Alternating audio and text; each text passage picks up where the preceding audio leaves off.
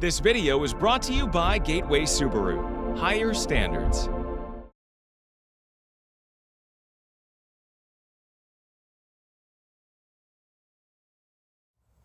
Outdoors Delmarva covers everything outdoors, including real hunting and fishing situations involving wildlife. We do our best each and every week to keep it tasteful, but discretion is advised. Now, enjoy the show. This is Outdoors Delmarva, presented by Gateway Subaru. Higher standards. This week on the show. Are you up for some international travel where you won't need your passport, just some favorable winds and maybe a snack? And we're going to show you some fall colors you're going to have to see to believe. Plus, rev it up and get in the mower's seat. If you want to see some lawn tractors with some real horsepower, you'll want to join us on this trip to Somerset County. And the fall firearm seasons are underway as we head out in the field and check in with deer hunters enjoying the early black powder hunt.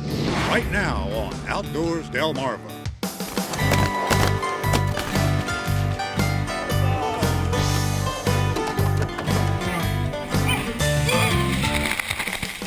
This is Outdoors Delmarva, presented by Gateway Subaru. And now, here's Captain Willie. Thanks for watching Outdoors Delmarva. I'm Captain Willie Dykes. We'll be checking in with my partner Mike Parker in just a few minutes. You know, as we're getting deeper into the fall, we're getting a little bit of that chill in the air, and we're looking forward to seeing some of those fall colors. Right now, we're at the Knapp's Narrows Bridge in Tillman. They're just about to let some boats through, it looks like. And this place is a gateway to a very special event this time of year. Tillman's Island has been a popular tourist destination for well over 100 years, but it's also a popular stopover for some international travelers. They stop here for a snack and wait for some favorable winds for crossing the mighty Chesapeake by air. Tillman in Talbot County, Maryland, was originally known in early land records as Great Choptank Island and was first charted by Captain John Smith in 1608. Bordered by the Choptank River and the Chesapeake, this popular tourist destination has also been a home to generations of industrious watermen who've been sailing out of Dogwood Harbor for centuries. It's a place where traditions as well as nature's cycles seem unfamiliar to the boundaries of time. And at no other place is this more evident than at the very western edge of Tillman Island on the grounds of the Black Walnut Point Inn. Here we found a migration that's been going on for eons. Monarch butterflies are on their way to central Mexico, and this is a rest stop of sorts. These guys on this crepe myrtle tree here are on their way to Mexico. That's about another 2,500 miles, and they've stopped here waiting for favorable wind conditions. You can see that the crepe myrtle bushes, quite a few of them fluttering around, and there are a bunch of them that are kind of resting here on this crepe myrtle tree. There is a really good little batch of them in there. They're in the sun, and they're kind of on the downwind side of the tree. Good place to rest and get warmed up before they really start feeding in earnest. That is beautiful. None of these travelers have ever been to Mexico. In the west central region of the country, forests of pine and fir trees in the Sierra Madre Mountains have been their destination for centuries. They'll make the trip this fall and come back only part of the way in the spring. At least 2 generations will elapse during the summer before the time comes to make the fall migration again. You don't think of things this exotic and this special happening on Delmarva. This is something you expect to see in like in Pacific Grove, California, where they gather up, or down in Mexico or something. But it happens right here on Delmarva in a couple places. And just the idea that they are in the middle of this epic journey that they've never been on before. It makes the whole thing pretty exciting. I'm excited for the butterflies. I mean, what's with that? It's some kind of black swallowtail. He's saying, how can a guy get a little sip of nectar when the place is full of tourists? I don't know, makes me think it's some member of the holly family because it's blooming at such a strange time of year. But this big old tree right up next to the inn is absolutely loaded with the most fragrant flowers you have ever put your nose to. They're kind of a cross between jasmine and gardenia. And these butterflies here, the monarchs, are really going for them. I'll tell you what, it is just breathtaking around here this morning. The light is perfect, and the weather, the temperature's just right, and the air is full of butterflies, and that can make just about anything look good. Scientists believe that a combination of sun angles and the Earth's magnetic fields are used by sensors programmed into their DNA to find their way.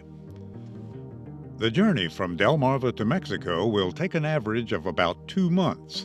However, the monarchs take advantage of favorable winds, and the longest flight actually measured in one day was 265 miles. You know, it is almost unbelievable to think those fragile little guys are on their way to Mexico. It's crazy.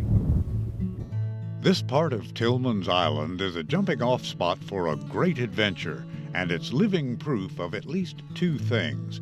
One is that we share this beautiful world with some fascinating and complex creatures. And the other is that no matter what people say, amazing things do happen here on Delmarva. You just have to be there.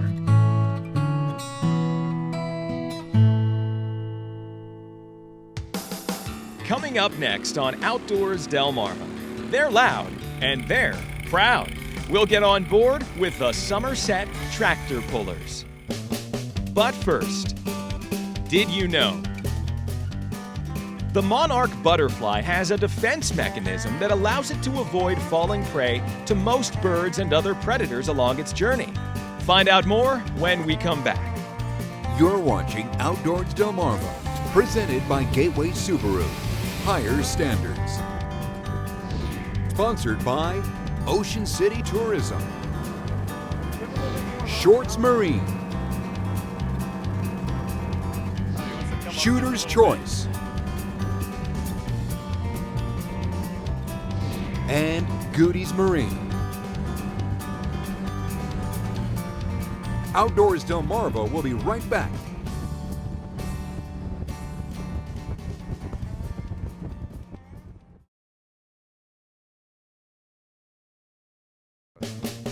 Did you know? You might think that a swarm of monarch butterflies would be like a buffet for birds and other insect predators. But because of the milkweeds they consume as larvae, the monarchs develop a poison and a bad taste that keeps most predators looking for another meal. Did You Know is sponsored by North Bay Marina. Well, I'm going to have to speak up here, folks, because if you can hear behind me, what we're filming today definitely requires some horsepower. And we're at an event that we've been meaning to come to for, well, let's just say forever. The Somerset tractor pullers have gathered for a meet here at the Somerset County Civic Center in beautiful Princess Anne, Maryland. Now, these things, truth be told, are lawnmowers. But although they look like the lawnmower that you might mow your lawn with, well, inside, some of these things have the guts that would put any NASCAR driver to shame. If you're looking for fast, furious family entertainment, you've come to the right place. Our first puller is Bob Bassett from Berlin, Maryland. Although it was the first official day of fall when I met up with the Somerset tractor pullers, you wouldn't have known it. Whether you were measuring by the sun or the level of competition, it was gonna be a hot one. Now, even a random spectator could get a general idea about what goes on here on this track. But to get the real dirt on this club, we went to the president. This club was started back in 2009, and we've probably reached approximately 15 to 16 members, and we're steadily growing. And that membership includes youngsters, as young as 8, competing in several youth divisions, the 850, 950, and 1050 classes, whereas the number indicates the combined weight of both driver and tractor. with the goal of pulling a weighted sled the farthest distance. A lot of excitement, and I'm wondering how good I'm going to do. I think it's exciting because I'm the only one that can show the boys how to do it. My dad, he's a member. He let me join when I was 5, and I've liked it ever since. Following the youth division pullers, the day is still young. And it's the adults' turn, with divisions including stock class tractors and altered beasts. There's never much time in between the action, as each driver cranks up the RPMs on their way to tractor puller immortality and the hardware to prove it. And by early afternoon, it's time for the shootout class. Which is anything from a 25 horsepower Kohler V-twin engine, pretty much any kind of engine that came in a stock garden tractor and modified any way you wanted to. Some of these engines in these tractors are rating almost 100 horsepower burning on alcohol. You know, these guys out here, they all love it. We all used to drag race back in the day, and this is another adrenaline rush. And when you get on a tractor that's near 100 horsepower, that's going down there, you get off of it, you know you've had a ride. We have a lot of fun, regardless who wins or loses. You know, we still have a lot of fun. I'll beat him tomorrow, and he'll beat me next time. You know, it's just a lot of fun. And I ought to know better by now, but sometimes when I show up at certain events, I tend to become part of those events. I can't let you have all the fun. I got to get in on this. So what are we going to do here? We're going to actually weigh you in for a 1050 class in competition. They talked me into it. Now, just so you know, the stock class doesn't normally wear helmets out here. But for a first-timer and being on TV, I'm more than happy to request and encourage an added safety measure. Plus, it just makes me feel cool. It is Mike Parker of Outdoors Delmarva. All right, I'm locked in the second gear. I'm chained up to the sled. First time, Mike, that I've ever done this before. So just give it all she's got, or? All she's got, let out on the clutch easy, and dirty them blue barrels down there. All right, let's do it.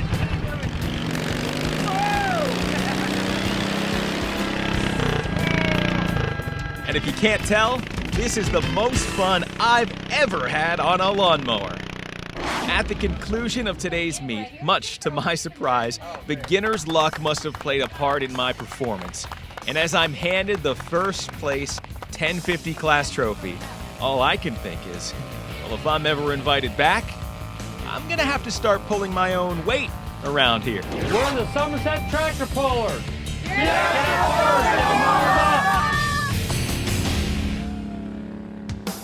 Coming up next on Outdoors Delmarva, the fall hunting seasons are underway and deer hunters are increasing their odds. We'll talk to some sportsmen enjoying some early black powder success. You're watching Outdoors Delmarva, presented by Gateway Subaru. Higher standards.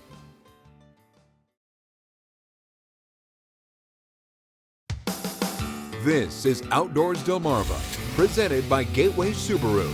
Higher standards. Well, the deer hunting season has been underway here in the state of Delaware for several weeks already with bow hunters out in the woods. But now things get a little bit more interesting as results start to ramp up with the introduction of the muzzleloader season. I spent the morning alongside my good friend Jimmy Colborn inside a deer blind in the Laurel area.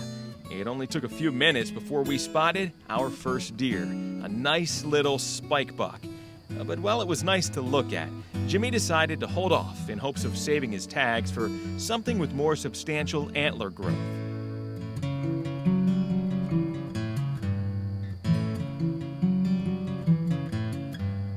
And why not? While the opportunities are certainly there, many hunters will treat this first day of muzzleloader season as a scouting trip. Myself, I actually wait a little bit until the weather starts cooling down.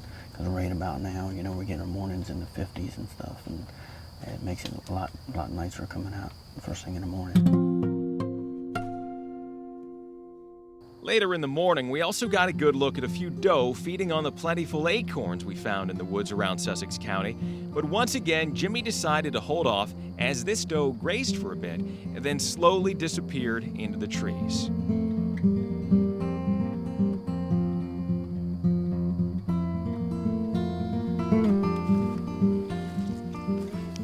On our way out, it was hard not to notice the deer sign all around us, including a few rubs and a few scrapes.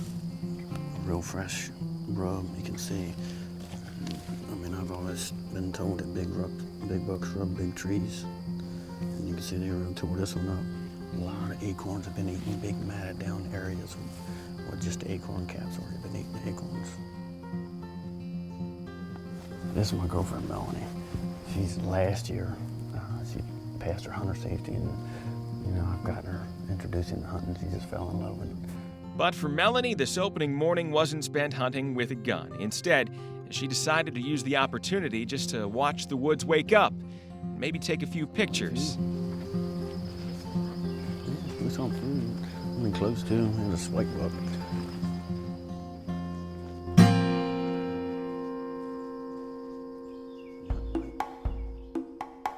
But elsewhere in Sussex County and beyond, other hunters were ready to fill the freezer. And we found plenty of opening day deer being rolled into Mark's Meats near Millsboro. It started out slow. I was getting actually kind of bored. Right around 8:15 is when I saw a couple does come out on me. Came in eating acorns, had a nice rust on it, and took the shot, and she didn't go too far. Things was pretty good.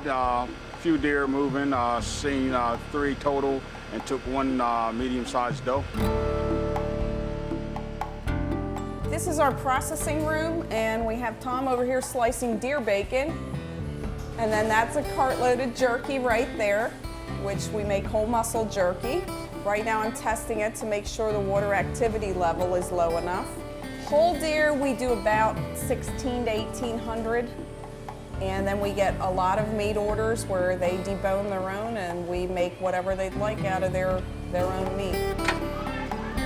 And with plenty of venison products already being made inside, the start of the muzzleloader season isn't only for hunters to celebrate, it's now full steam ahead for local businesses too.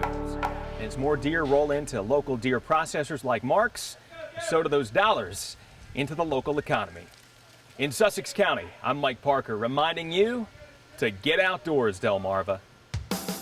Coming up next on Outdoors Delmarva, it's an effort to get kids off the couch and into the great outdoors. We'll meet the author whose concept is taking hold in Delaware. You're watching Outdoors Delmarva, presented by Gateway Subaru. Higher standards.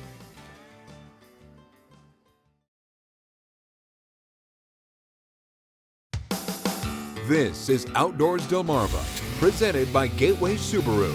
Higher standards. Thanks for watching Outdoors Delmarva. I'm Mike Parker. Well, this week we are happy to be joined by someone who has certainly made a mark on the outdoor industry, someone who is able to put into words what so many of us feel and think about how important it is to grow up around nature and to pass it on to the next generation.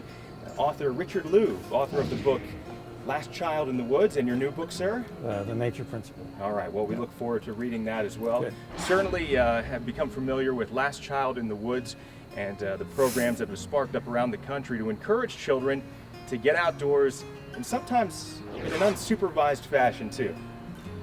Well, yeah, the independent play is part of what's disappearing in children's lives, along with experience in nature.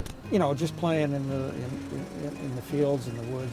That used to happen all the time, just naturally. It was just part of life, it was expected. But now, largely because of news media, I've been a journalist for a long time, and other factors, people are very scared to do that, to let their kids do that. Well, you certainly do hear the stories about, certainly I'm a father of some young children, and about stranger danger, and about things like that. And are you saying that maybe parents and adults in general shouldn't be so concerned about every little second of...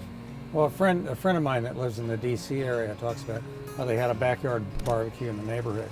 A group of kids started running down to the creek at the end of the property and said, and one of them yelled back, "We're going down to the creek." And one of the mothers said, no, wait, there might be something down there.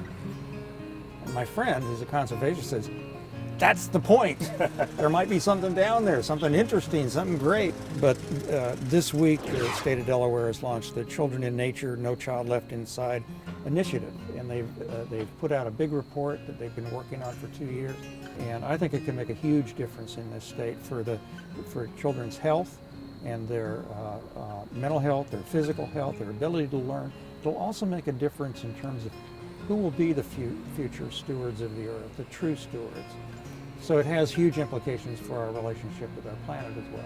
All right, well, we hope it all begins here in the great state of Delaware. And Yeah. as you prescribe that child in your life a walk through nature, we'll do a little prescribed reading.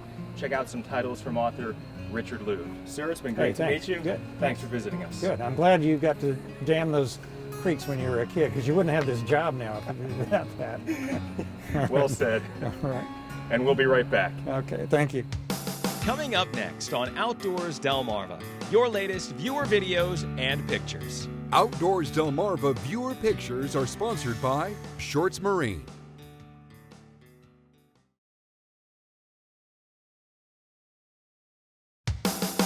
This is Outdoors Delmarva, presented by Gateway Subaru. Higher standards. Sponsored by Ocean City Tourism, Shorts Marine, Shooter's Choice, and Goody's Marine.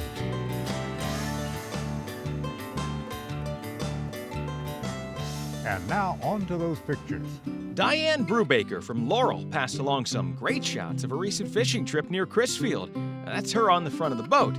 Also pictured is Diane's daughter, Tara Banks, who caught some throwback puppy drum and some spot. Brother Jim LeKay's also got in on the action, hooking up this small speckled trout. Jacob Smith from Smith Island is seen here with a keeper puppy drum that he and friends caught recently. It's been a great year to see these juvenile redfish, and we hope it's a sign of bigger things to come. Joe Visculia from Millsboro was fishing off White House Beach in Long Neck when he caught this beauty of a black drum. It's a young fish, yes, but the colors and striping are more pronounced. It must have been a great fight, too. Here's a good-looking group of anglers. Daniel Wynn, Christy Tanner, James Wynn, and John Wynn landed some keeper rockfish and bluefish, among others, fishing near Deal Island. And here's some viewer Venture Cam video passed along by Mason Smith. He's a youngster from the Philadelphia area who's a frequent visitor to family and friends on Delmarva and loves to watch our show online, and when he's here, he was visiting recently and paid a visit to the Salisbury Zoo. Well, we love sharing your outdoors videos and pictures here on the show, so please keep them coming. Just email me at mparker@wboc.com. And make sure to like us on Facebook, too. And you can post your videos and pictures right to the Outdoors Delmarva Facebook page. Until then, for Captain Willie Dykes, I'm Mike Parker reminding you, get outdoors, Delmarva.